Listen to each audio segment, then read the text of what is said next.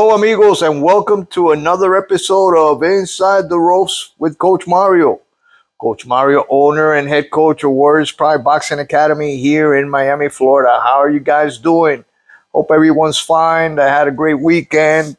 Today, I'm going to implore for all you guys, knowledgeable boxing fans, to let's do something. All right, guys, moving forward.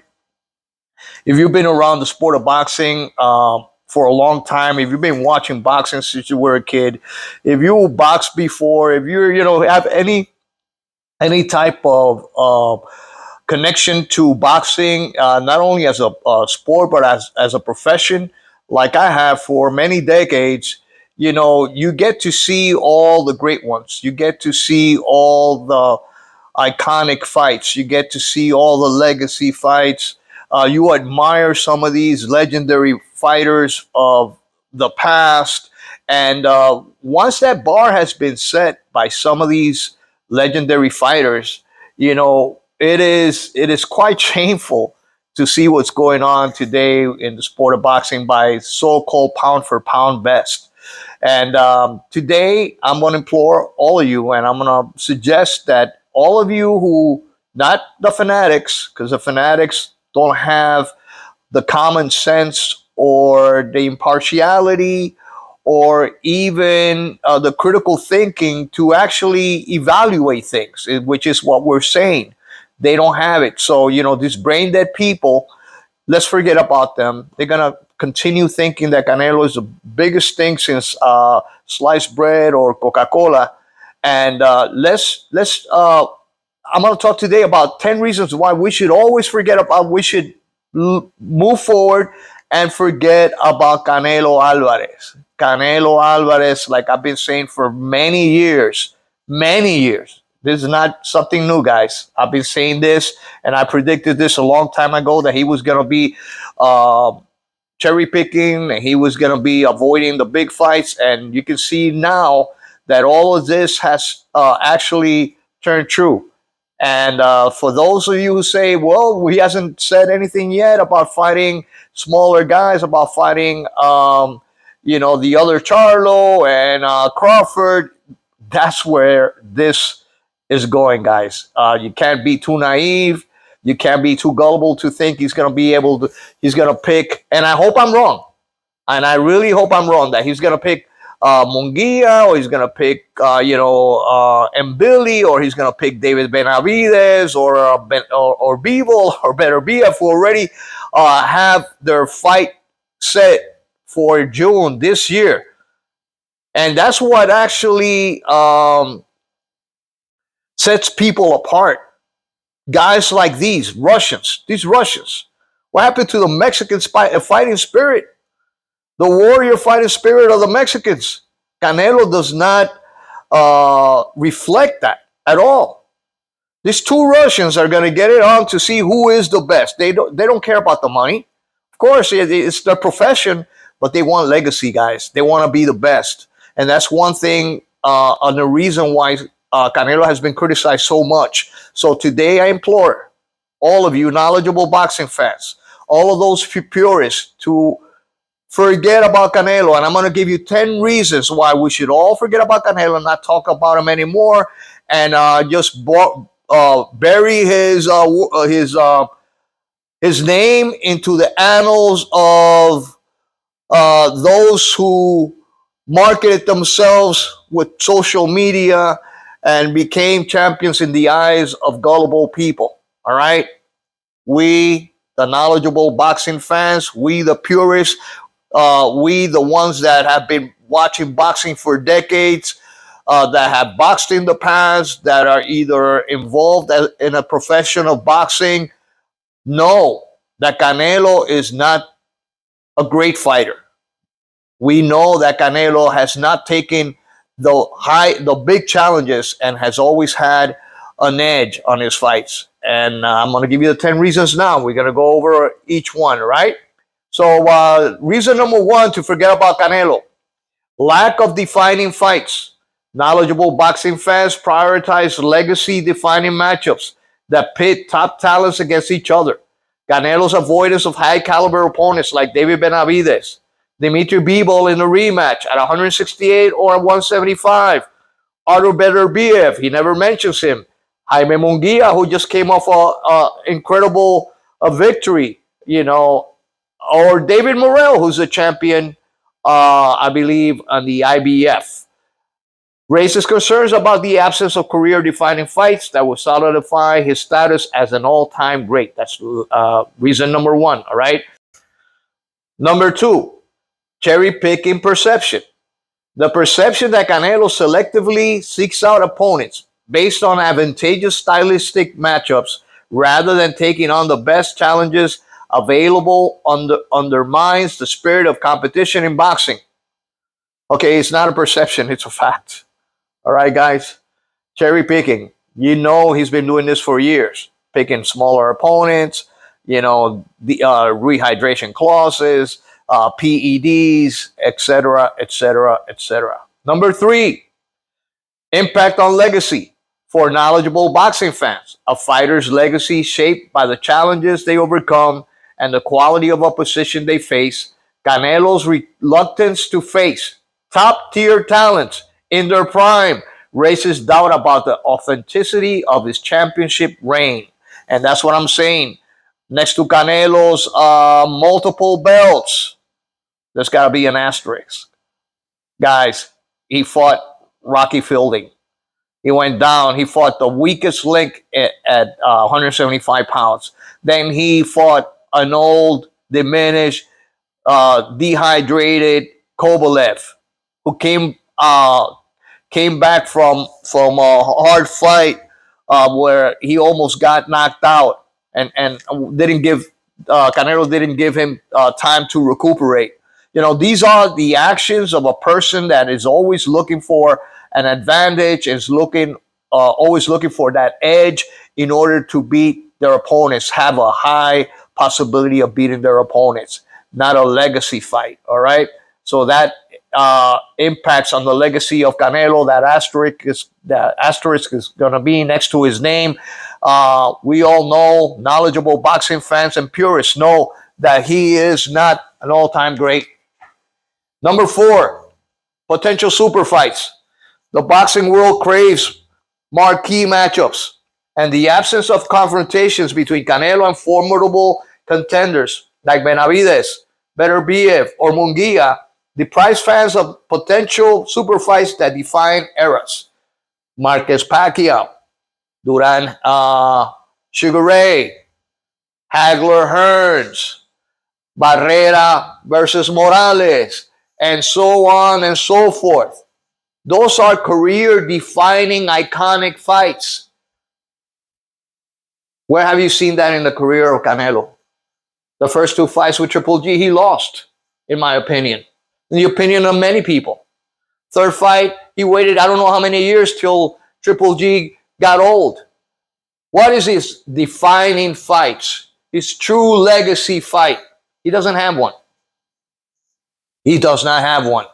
Because he refuses to be matched up or to confront the top tier dogs, all right? And give it all, his warrior spirit, his Mexican warrior spirit that he says he has, does not show by his action.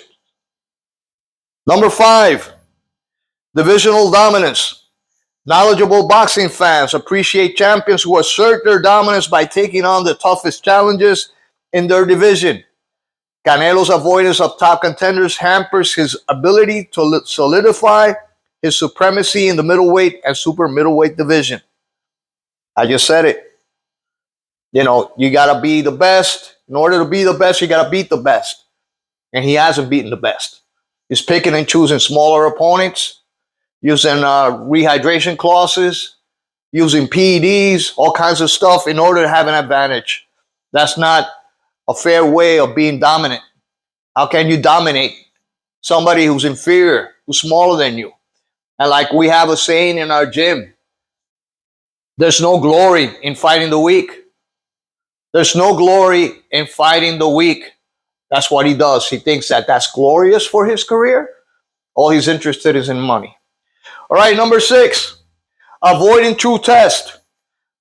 The reluctance to face the most threatening opponents may lead knowledgeable boxing fans to question whether Canelo is avoiding fights that could expose potential weaknesses or diminish his aura of invincibility. For those gullible boxing fanatics of Canelo who think he's invincible, who think that he is actually someone who can defeat anybody, well, prove it. Why do you defend him when he hasn't fought Benavidez? When he keeps on running away from top tier fighters of his division? Why do you defend him when he fights against smaller opponents? Why do you defend him when he's fighting, over the hill fighters like Kovalev? Smaller opponents like he wants to do now, 3 divisions smaller than Terence Crawford. These are actions of a person that clearly doesn't want to face the best. I mean, actions speak louder than words, guys. All right? Okay, number 7. Impact on the sport of boxing. Thrives on competing and compelling matchups that capture the imagination of fans. By evading showdowns with high-caliber opponents, Canelo's approach may seem as detrimental to the sport's overall appeal. Canelo Alvarez is spectacular. But there's a dude by the name of David Benavidez, who is a super middleweight, Shannon. He is 28-0 with 24 knockouts. And he has been waiting for years to fight Canelo Alvarez. And Canelo Alvarez has been avoiding him. Now, this is not right. The destruction of the sport of boxing. I said it on my last 3 episodes, how boxing is dying. It's dying the death of 1,000 cuts, little by little. And it's dying from people, it's self-inflicting wounds by people like Canelo Alvarez, who keeps on ducking, like Floyd Mayweather, who created this perception that keeping that O would make you great. All these fighters are now looking for exorbitant amounts of money and not fighting the best and ducking and inflicting serious damage to the reputation of the sport. The organizations themselves are part of the problem. All right? These corrupt organizations that do not enforce the rules. And that's the reason why purists like myself, knowledgeable boxing fans like myself, and others who have been watching sports, the sport of boxing since they were kids, decades, 5 decades, who are involved in the sport, know the difference between the sport of boxing back in the 70s and 80s and now.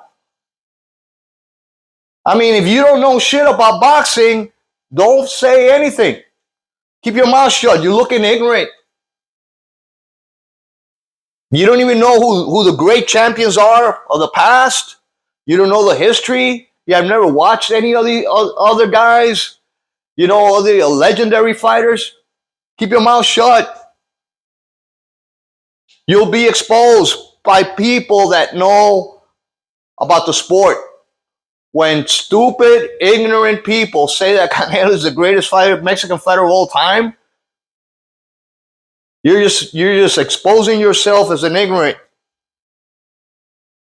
All right? You're exposing yourself as a fanatic. You're exposing yourself as a casual. All right? Don't be in that. Educate yourself, guys. Educate. Learn the sport. All right? All right. Now, number 8.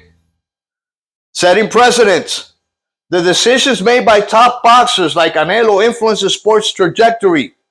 Knowledgeable fans may be concerned that his avoidance of elite challengers sets a precedent for other champions to pursue safer matchups. Just what I just said. Tank Davis, Devin Haney. These are the results. I mean, Ryan Garcia and so many others. Rolly Romero. None of these guys would be champion back in the days, guys. You know, following the footprint, following the blueprint from Floyd Money Mayweather has destroyed the sport of boxing that we all love. Little by little, destroying it. All right, if it's not like for fighters like Dimitri Bivol and Artur Beterbiev, I don't know what the sport would be like. Because this is what real boxing is all about. What these two Russians are showing is what boxing is all about. The best fighting the best. Not this sort of mediocre social media, attention grabbers, shit talking, wannabe greats. They're not great at all, in my opinion, and in the opinion of many purists and knowledgeable boxing fans. Only in the eyes of gullible, stupid, ignorant people, casuals who don't know shit about boxing. Sorry for the words today, guys, but this is my farewell for the Canelo subject. I'm not gonna talk about Canelo in the future after this because there's too many stupid people out there. You cannot educate. You cannot talk sense into people that are brain dead. All right? So let's forget about Canelo. All right? Number 9. Fans deserve the best. Knowledgeable fans advocate for the highest quality of competition in boxing and the absence of matchups against the likes of Benavidez or Bivol denies fans the opportunity to witness the best fighters challenging each other. I just talked about that. Number 10, long-term impact. The repercussion of avoiding significant fights may tarnish Canelo's legacy in the eyes of purist fans and have lasting implications for how he is remembered in the sport's history. Knowledgeable boxing fans are invested in long-term implications of a fighter's career, choices, and the impact they have on the sport as a whole.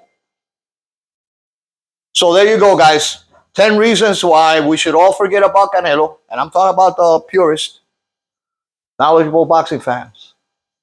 I'm not talking about the others, the fanatics. Fanatics are going to keep on following and worshiping an idol with clay feet that Canelo is. We all know his true colors. He is shown in it's yellow. But anyway, guys, this is what I have for today. 10 reasons why we should forget about Canelo. Please like, share, and subscribe. This is the last time we're going to talk about Canelo. Let's forget about him completely. And let's focus on the other fights, the mega fights that should happen. All right? And if anybody else, any of these other fighters, now like Shakur Stevenson, who's threatening to retire, and now he just mentioned he might come back for unification title. These are jokers. These are attention grabbers. All right? So let's forget about those two and let's focus on the big fights. And the one I'm looking forward to is a fight between Dimitri Bivol and Artur Beterbiev. That's going to determine who's the best fighter on that weight class. Who is the king? The best fighting the best. Let's see who actually throws their hat inside the ring against Subriel Matias. Let's see who does that. All right? I doubt any of these other jokers want any part of Subriel Matias. All right? And another thing. Thursday is a fight between Teofimo Lopez and Jermaine Ortiz. I'm going to tell you something. If Teofimo Lopez does not come prepared for this one, he's going to lose. He's going to lose. All right? Just write that down. Anyway, guys, like, share, and subscribe. This is Coach Mario saying hasta la vista. Hope to see you guys in the next episode. God bless you all, and peace out.